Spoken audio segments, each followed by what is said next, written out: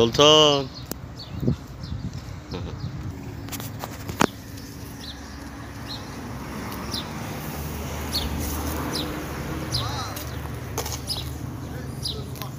خب دوستای گلم، اومدم کنار دریا. این اسب خوشگلم داره، علف میخوره و غذا میخوره. با من باشین تا بریم کنار دریا. ادامه کلیپا با من باشین. بریم.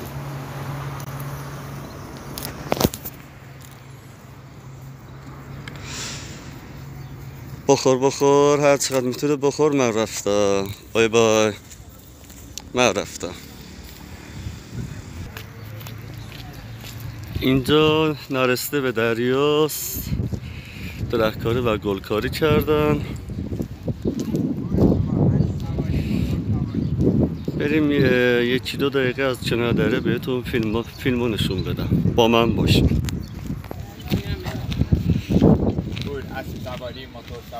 سلام خوشگل، چطوری؟ بازم هم دیگه رو دیدیم اون دفعه هم از این فیلم برداری کرده بودم. اون یکی هم پشت سفیده، اونم خوشگله. اگه یادتون باشه تو کلیپ قبلی پیش همین وایستاده بودم، داشتم باهاتون حرف میزدم. همین خوشگله. خب ما رسیدیم دریا. اینا هم اهلی هن. داره ناز میکنه. حیونا رو تربیت دادن. خیلی حیوانای باحالی هستن. اینجا هم که تفریحگاه مردمه.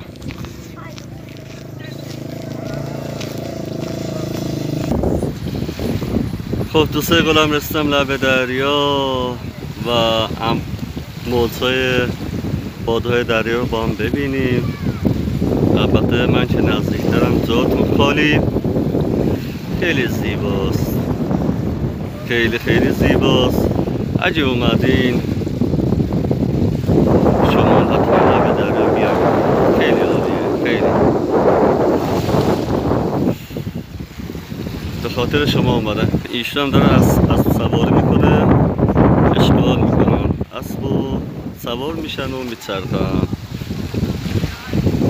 همه یه تعطیلات تموم شده، آفتاب نبرده و جمعیت هم خیلی کمه. مسافرهای کمی هست.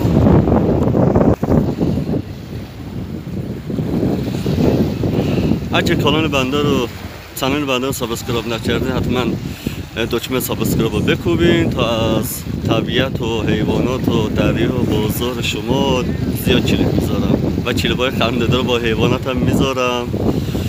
حتما کانال منو دنبال کنین. دکمه سابسکرایب یادتون نره.